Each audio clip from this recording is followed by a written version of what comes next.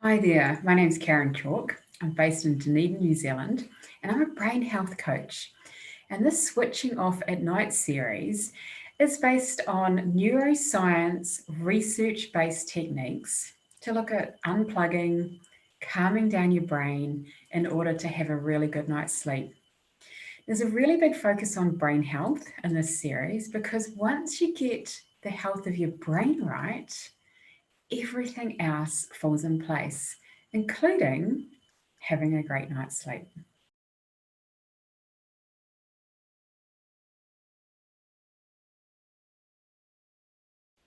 So in this conversation around switching off at night, what I'd really like to have a talk about is why we need to take sleep seriously.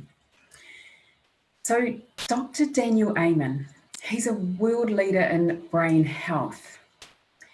And his clinics over the last 20 years have done 200,000 brain scans. They're called SPECT scans. And what they do is they measure blood flow and activity in the brain.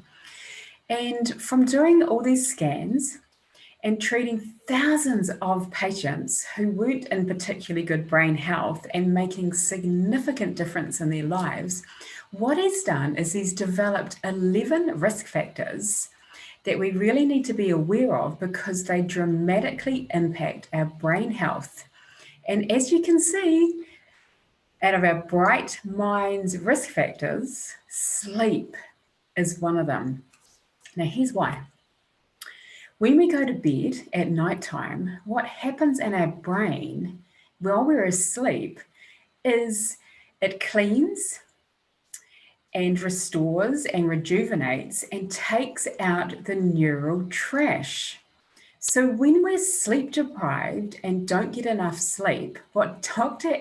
Daniel Amen says, it is pretty much like if we wouldn't clean our houses or our offices and take out the rubbish for a whole month. Imagine what that would look like. So it's really important that we get enough sleep. So the visual representation of this is two brain scans. So the one on the left is the healthy brain.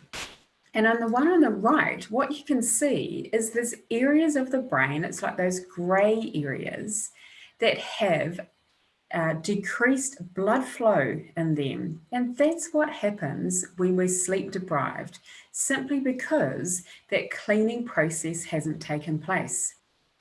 Sleep apnea, it's just as important that to get that resolved as well, because what happens then when people are holding their breath, there's limited oxygen and blood flow that goes to the brain, and that impacts millions of blood cells every day. So if you want to improve your sleep, then take it seriously. And that's what these strategies in this series are about, because when we get our brain health right, everything else falls into place, including getting a good night's sleep.